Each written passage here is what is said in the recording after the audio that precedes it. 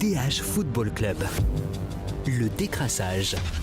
Salut à tous, très heureux de vous retrouver dans le DH Football Club pour un nouvel épisode du décrassage. Casting du jour, bonjour. Viendra peut-être un jour où Romain Van Der Ploy mettra du vernis à ongles comme Michy Batshuayi. Salut Romain.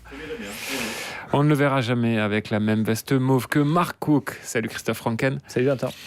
On peut faire beaucoup de choses en 30 secondes, comme poser sa démission en kazakh. Frédéric Bleus peut en témoigner. Bonjour Frédéric. Bonjour, et je ne sais pas comment on dit bonjour et bienvenue en kazakh. Ça viendra peut-être, faudra que Romain se renseigne, parce qu'il doit se rendre à Astana au mois de novembre. Astana en novembre, c'est quand même charmant. Et vous le savez, dans le décrassage, l'important, c'est les 3 points. L'important, c'est les 3 points. 3 points après un rassemblement à 12 buts, messieurs, et il y en a eu 6 de passés contre les Kazakhs. Avec quelqu'un qui n'a pas marqué de but, mais qui a marqué des points, c'est Charles de Ketelaar. Et on va se demander s'il est passé dans la hiérarchie devant Loïs Openda. Christophe, je me tourne vers toi, Pourquoi qui suit avec attention les performances de Loïs Openda. C'est vrai. Ouais, je suis clairement un détracteur de Loïs Openda parce que j'ai toujours C'est bien l'assumer. Ah, je l'assume. Je trouve parfois que j'ai du mal à comprendre que sa cote parfois en club soit si haute. Mais voilà, je trouve qu'on ne peut pas non plus démolir totalement Openda. En tout cas, au point de se dire on s'en prive maintenant, on n'a plus besoin de lui. Rudy Garcia lui a posé la question hier soir et il disait c'est le seul profil dans ce style-là d'attaquant de contre-attaque que je peux avoir. Donc clairement, il veut pas le tuer définitivement. Mais le mettre sur le banc après une prestation contre le Liechtenstein où il a déçu, c'est quand même une énorme claque. C'est le seul joueur du rassemblement qui, après gagner 2 fois 6-0, qui repart triste et avec encore moins de confiance. Donc c'est malheureux qu'on ait un attaquant qui a eu 12 buts marqués et qu'il n'a pas participé à une seule action, quoi. Mais point de vue d'Alex Teclac dans nos colonnes après le match de jeudi, on aura besoin de Loïs Openda quand les Diables seront dominés, Romain. C'est marrant parce que j'avais la même conclusion dans mon édito que j'ai dû faire pendant le match, c'est qu'on va avoir besoin dans certaines circonstances et je vais prendre le positif, même si moi je partage l'avis de Christophe sur Openda, dont je ne suis pas le plus grand fan. J'attends vraiment qu'il montre quelque chose chez les Diables. C'est qu'on a Lukaku qui est un attaquant ultra complet, qui est le titulaire indiscutable, qui est un monstre qu'on connaît. On a De Ketelaar qui est un joueur plus fin, qui peut venir participer au jeu, jouer en relais, jouer entre les lignes. Et on a Loïs Openda qui est un joueur de rupture. On a 3 attaquants, on pourra partir avec 4, il y a même Michy Batshuayi. Il y a Batshuayi, mais bon, je pense que lui est vraiment le 4e choix. On a 3 attaquants avec 3 profils différents, donc 3 armes différentes. Et je pense que cette polyvalence de nos 3 offensives, ce sera un plus pour quand il faudra faire des choix clés dans des matchs plus compliqués. Fred, tu t'es penché sur le match en détail de Charles de Ketelaar et en lisant ton papier, il y a un chiffre qui m'a sauté aux yeux. Openda a touché 16 ballons au Liechtenstein. Ouais. Charles de Ketelaar en a touché 16 contre le Kazakhstan, rien que dans la surface de réparation. Mais dans la surface adverse. Donc il en a touché un peu plus de 40 sur le total du match de Ketelaar. Mais en fait, de Ketelaar a réussi pour un attaquant à être décisif sans marquer, ce que Openda malheureusement n'arrive pas à faire. Et on l'a vu à Vaduz. Dans les mouvements collectifs, il ne s'y retrouvait pas, il était un peu perdu, il était à contre-temps ou mal placé. De Ketelaar a aussi cette difficulté parce que c'est pas un attaquant de formation de faire les bons appels au premier poteau ou d'être au bon endroit, au bon moment, comme peut l'être un attaquant, mais quand il vient un peu plus bas dans le jeu, quand il sert de relais, il y a notamment une déviation pour Van Aken en deuxième mi-temps qui aurait pu permettre, je crois que c'est Doku, mais je ne suis plus sûr, qui peut marquer. On voit que De Ketelaar, dans le registre collectif sans ballon, est meilleur que Openda. Et c'est vrai que Openda, et ça Rudy Garcia est très malin, il ne veut pas le griller, et il dit je compte encore sur lui parce que c'est un profil différent, mais il faut que le profil différent marque quelques buts, sinon il ne va pas servir à grand-chose. Et ça va être ça la difficulté, c'est là où il va devoir reprendre confiance. Et la question aussi, c'est comment ça va se passer pour lui à la Juventus, où il y aura encore moins d'espace, ou en tout cas pas beaucoup d'espace.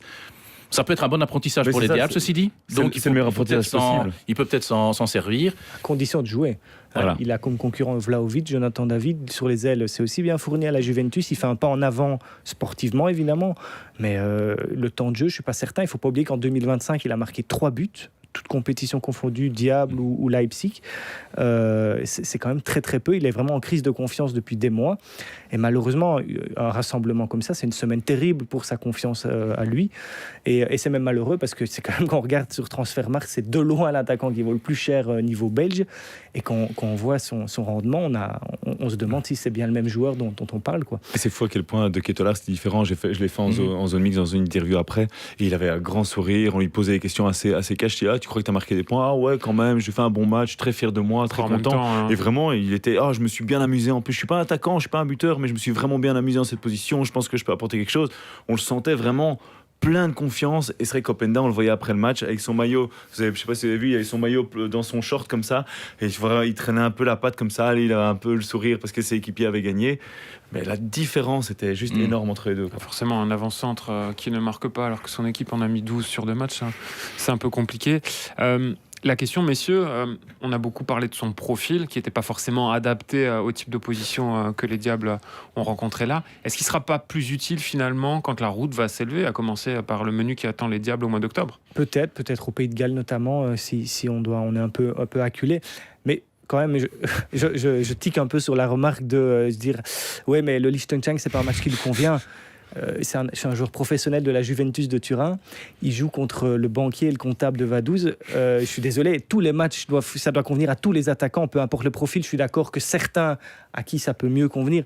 Mais quand vous jouez contre le Liechtenstein, vous ne pouvez pas dire c'est pas un match qui lui convient, on ne lui a pas fait un cadeau. Non, c'est le Liechtenstein. Et puis surtout, malheureusement pour lui, la route s'est déjà élevée quelquefois les mois ou les années précédentes et il n'a pas marqué. Tu veux dire que c'est pas un grimpeur? Non, voilà, je veux dire que ce n'est pas un grimpeur, c'est peut-être un puncher ou un sprinter éventuellement. Mais c'est ça qui est embêtant, c'est que la Belgique a déjà joué contre des équipes aussi fortes que le Pays de Galles, voire plus fortes. Mais Openda n'avait pas beaucoup plus pesé. On a surtout l'impression qu'il n'est pas forcément non plus utilisé comme il devrait l'être, comme il l'a été à Leipzig, où quand ça marchait bien, c'était avec un Sesco devant, alors que chez les Diables, pour caricaturer, on a l'impression qu'on joue quand Lukaku n'est pas là, comme si Lukaku était là. C'est vrai, et en même temps, on l'a déjà essayé avec Lukaku. Contre la France. Contre la France, il y avait eu un match en Autriche aussi, il était sorti à la pause. Lukaku il avait été aussi mauvais que lui. C'était plus facile de sortir Openda forcément.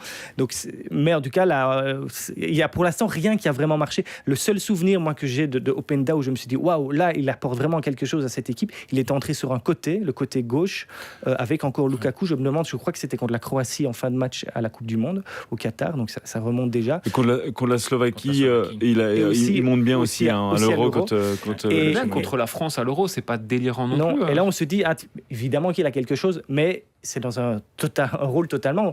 Mais maintenant, si on le dit, Openda, on l'utilise un peu plus comme ailier. Vous avez vu la concurrence qu'il y a. D'ailleurs, même Rudi Garcia a dit il y a même trop de concurrence à ces postes-là. Et il dit qu'il y a un souci de formation en Belgique. Ouais. Ça, c'est un autre débat. Pour former autant d'ailiers et pas aussi peu d'attaquants, c'est qu'il y a un souci de formation. C'était pas un de tes sujets la semaine passée. Oui, je crois que Rudi Garcia est abonné à l'ADS maintenant. Mais il en a justement cet parlé. Excellent papier. Il en a justement parlé. Et donc, je veux dire, oui, Openda, on peut le mettre là, mais vous enlevez Doku, vous enlevez Fofana, vous enlevez peut-être Trossard, oui. Mais bon. Voilà, Openda fait débat, vous l'avez compris. On va voir s'il y a autant de débats sur l'identité du nouveau capitaine fixe des Diables. Rudi Garcia a tranché, le nouveau capitaine des Diables, et Youri Tielemans. Messieurs, est-ce que Youri Tielemans est un bon capitaine, Romain ? Oui, mais j'attends de le voir quand il faudra un peu aller gueuler sur l'arbitre et aller chercher le petit pourcent en plus à l'influence, au bluff, parce que je pense qu'il a du caractère, Tielemans, mais je pense qu'il est moins imposant quand il va gueuler sur un arbitre que Romelu Lukaku. Enfin, personnellement, je suis arbitre, Romelu débarque et il me gueule dessus, j'ai un peu peur. Je suis peut-être un petit peu moins de Tielemans, mais c'est clair qu'il est fédérateur, il est milieu de terrain, ça aide, et de ce qu'on a vu, ça a l'air de plaire à tout le monde. Fred ? C'est un bon capitaine sur le papier. Je pense que c'est une décision de Rudi Garcia qui est d'abord politique pour éviter de froisser l'un des trois, Courtois, De Bruyne ou Lukaku, et peut-être un peu plus un des trois que les deux autres, c'est-à-dire Thibaut Courtois. Avec des gants. En fait, c'est une décision politique. Maintenant, si on se place sur le plan sportif, la question est aussi de savoir si Tielemans est un joueur incontournable de l'équipe nationale. Et donc là, je pense que la question reste ouverte, parce que quand Amadou Onana va revenir, on ne sait pas trop comment ce milieu va être articulé. Donc je ne sais pas trop. Alors, donc sur le fond et sur le En termes de capitanat pur, oui, ça peut être un bon capitaine. Et c'est aussi un pont qui est jeté après 2026. Alors, est-ce que Rudy Garcia prépare déjà l'après 2026 sur un plan personnel? Ça, c'est encore autre chose. Mais sur le plan sportif, ça pose un petit peu question tout de même. Tu le vois vraiment sortir de l'équipe, sincèrement, parce qu'il a quand même fait 2 bons matchs ici. Ouais.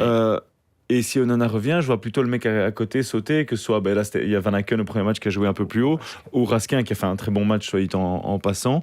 Mais moi, je vois plus un duo Onana-Tielemans que faire sauter Tielemans. Est-ce que Tielemans a été un incontournable en équipe nationale? Non, mais c'est un profil unique. C'est un profil unique de par le fait qu'il sait défendre, il sait distribuer. C'est un vrai 8 en fait. Ouais. On l'a vu là. Il a d'abord assuré la première relance quand Van Aken était. Oui. Mais voilà, je demande tout de même. Mais lançons le débat. On allait y venir, parce que ça voudrait dire finalement qu'il n'y aurait plus qu'une place dans l'entrejeu, Christophe, parce que De Bruyne, forcément, on n'y touche pas, surtout encore avec ce qu'il a montré là sur ce rassemblement. Et je crois même qu'on l'aurait vu sourire un instant. Ah bon. C'est peut-être une des images fortes de la soirée. Il s'est bien amusé, je pense que vraiment, De Bruyne, il a dit qu'il jouait maintenant tant qu'il s'amusait. Là, je crois qu'il s'amuse plutôt bien pour le moment, même si je pense que voilà. Tactiquement, peut-être que Rudy Garcia il l'estime peut-être pas au niveau de Pep Guardiola, mais voilà, tant qu'il s'abuse pour l'instant, c'est le principal. On sait, c'est ça, Kevin De Bruyne. Mais pour revenir au milieu de terrain, effectivement, il reste qu'une place. On sait que Van Aken et Raskin, c'était pas les plus attendus. Quand on voit un peu le potentiel, on parlait de formation, le potentiel. Et parfois, je me dis la question, imaginons, et j'espère toujours que ça arrivera pour le garçon, que Romeo Lavia le fantôme puisse enchaîner un jour à Chelsea et vraiment être en forme. Je me dis, qu'est-ce qu'on fait alors, effectivement? Mais voilà, Tielemans est le capitaine. Et je trouve que c'est un capitaine né. Il est idéal, en fait. Si on devait définir quand même le capitaine idéal, je crois qu'il coche quasiment toutes les cases pour un capitaine en Belgique, évidemment. Il y a les 2 langues. Il y a le fait quand même qu'il peut être copain avec tout le monde. Il faut quand même pas oublier que Wilmot l'avait repris très jeune en disant ce garçon il a vraiment quelque chose. Martinez il en était amoureux.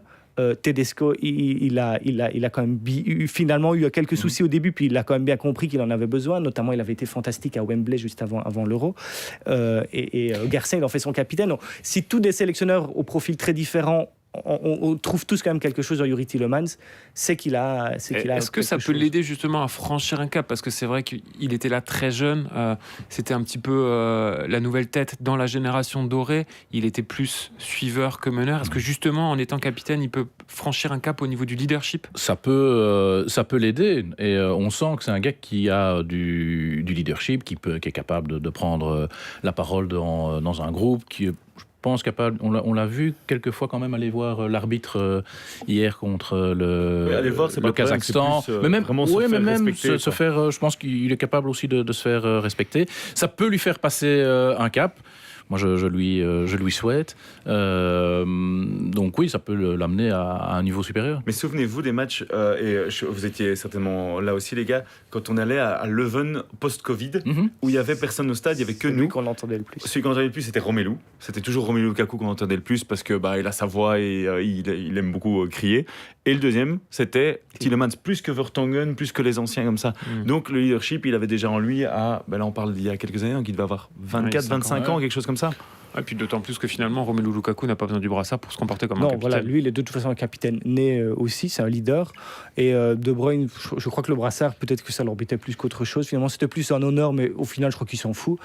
Et Courtois c'est un gardien, donc beaucoup de coachs n'aiment pas avoir le gardien. Et voilà, de façon peut-être stratégique, c'est peut-être pas bien de lui dire. C'était quand même, faut pas l'oublier, c'est le match qu'il a joué hier. Courtois, c'était le premier qui jouait sur le sol belge avec l'équipe nationale depuis qu'il a claqué la porte. Ça n'était plus arrivé, ça faisait plus de 2 ans.